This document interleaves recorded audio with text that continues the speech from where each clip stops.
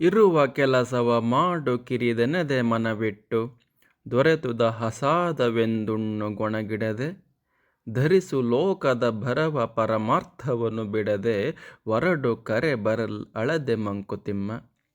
ಇರುವ ಕೆಲಸವ ಮಾಡು ಕಿರಿದೆನದೆ ಮನವಿಟ್ಟು.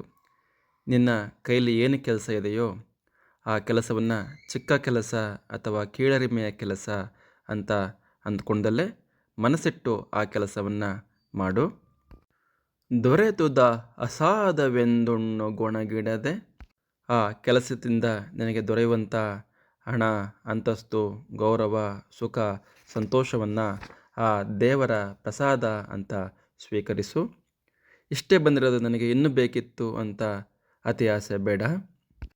ಧರಿಸು ಲೋಕದ ಬರವ ಪರಮಾರ್ಥವನ್ನು ಬಿಡದೆ, ಅಂದರೆ ಈ ನಿನ್ನ ಬದುಕಿನ ಜವಾಬ್ದಾರಿಯನ್ನು ವಹಿಸಿಕೊಂಡು ಅಗತ್ಯ ಕಾರ್ಯಗಳನ್ನು ನಿರ್ವಹಿಸಿಕೊಂಡು ಪರಮಾರ್ಥವನ್ನು ಬಿಡದೆ, ಜೀವನದ ಪರಮಾರ್ಥವನ್ನು ಅರ್ಥ ಮಾಡಿಕೊಂಡು ಧರ್ಮವನ್ನು ಪಾಲಿಸುತ್ತಾ ಹೊರಡು ಕರೆ ಬರಲ್ ಅಳದೆ ಮಂಕುತಿಮ್ಮ.